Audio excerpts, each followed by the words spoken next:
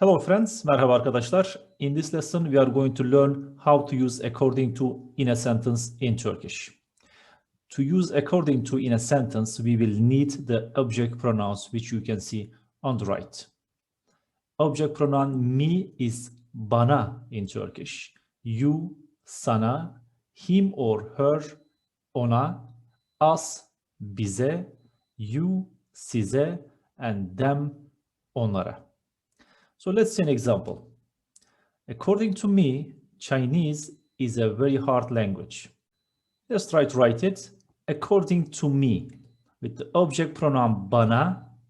According to me, bana göre, Chinese, Çince is bir, very, çok, hard, zor, language, dil. According to me, bana göre, Chinese is a very hard language. Çince çok zor bir dil. Bana göre, Çince çok zor bir dil. Another one. According to you, rabbit is the cutest animal. Let's try to write it. According to you, sana göre, rabbit, tavşan, cute, sevimli, cutest, en sevimli, animal, hayvan.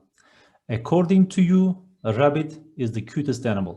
Sana göre, tavşan en sevimli hayvan. Another example. According to her, Tarkan is the best singer. Let's write it. According to her. Ona göre, Tarkan, good, iyi, the best, en iyi. Singer, şarkıcı. Şarkı is song and singer is şarkıcı. So according to her, Tarkan is the best singer. Ona göre Tarkan en iyi şarkıcı. Let's see some plural examples. According to us, this is a really good restaurant. Let's try to write it. According to us, bize göre, this, bu, bir, really, gerçekten, good, iyi, restaurant, almost the same, restoran. According to us, bize göre, this is a really good restaurant. Bu gerçekten iyi bir restoran. Bize göre, bu gerçekten iyi bir restoran. Another example. According to you, plural, the weather is really so hot. Let's try to write it. According to you, plural, size göre, the weather, hava, really, gerçekten, so, çok, hot, sıcak. According to you, the weather is really hot. Size göre hava gerçekten çok sıcak. And the last example. According to them, Turkey is a beautiful country. Let's write it. According to them, onlara göre, Turkey, Türkiye, bir, beautiful, güzel, country, ülke. According to them, Turkey is a beautiful country. Onlara göre Türkiye güzel bir ülke. So to make sentences with according to, we just need to add a göre or göre to the object pronoun. But there is another way to make sentences with according to. Let's see that now. This time we are going to add the suffixes ca or ce, which alternates according to two-way vowel harmony to the person pronoun. Not to object pronoun, person pronoun. Let's see an example. According to me, Barcelona is the best football team.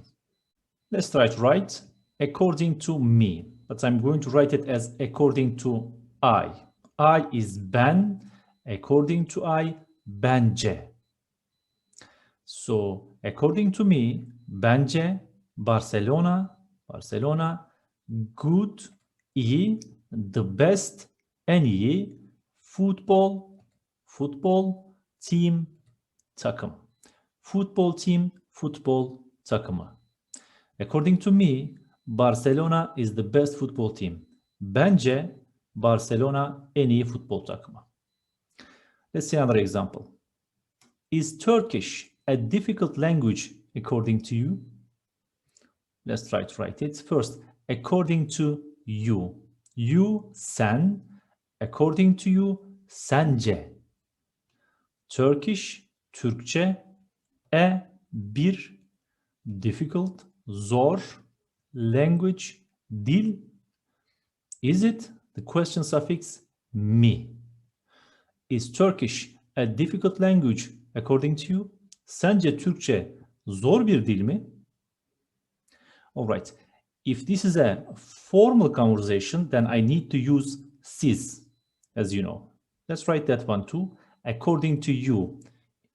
And it's a formal conversation, so I need to say sizce.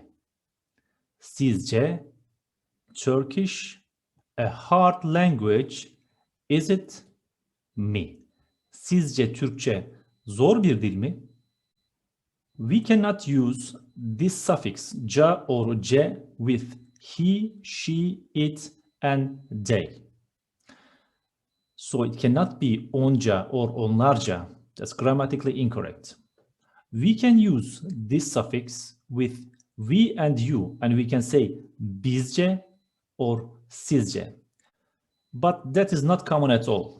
So if you are trying to say something like according to us or according to you plural, use bize göre or size göre instead of bizce or sizce.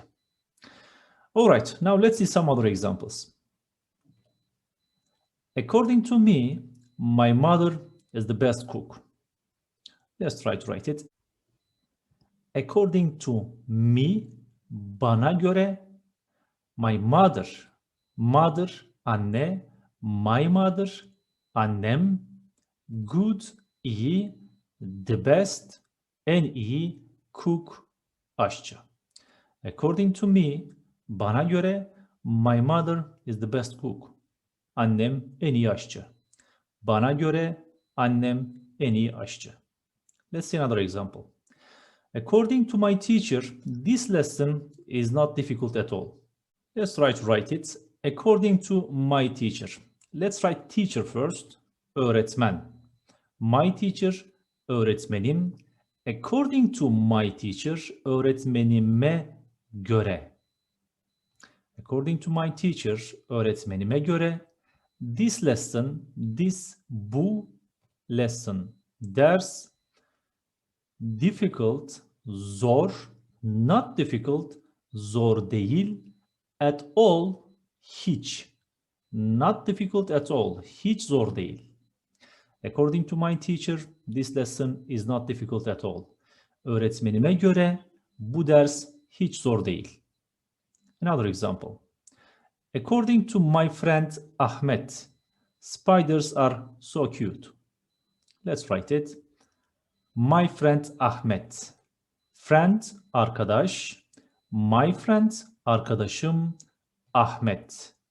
According to my friend Ahmet, arkadaşım Ahmet'e göre, spider, örümcek. Spiders, örümcekler. So, çok, cute, sevimli. According to my friend Ahmet, spiders are so cute. Arkadaşım Ahmet'e göre örümcekler çok sevimli. And lastly, according to the specialists, pandemic will end next year. Let's write it. Specialist, uzman. Specialists, uzmanlar. According to the specialists, uzmanlara göre, pandemic, pandemi, next, gelecek, year, yıl, end, bit, will end, bitecek. According to the specialists, pandemic will end next year. Uzmanlara göre pandemi gelecek yıl bitecek. Alright friends, if you have any questions about this lesson, please write them in the comment section. Do not forget to subscribe and hope to see you in our following lesson. For now, goodbye. Hoşça kalın.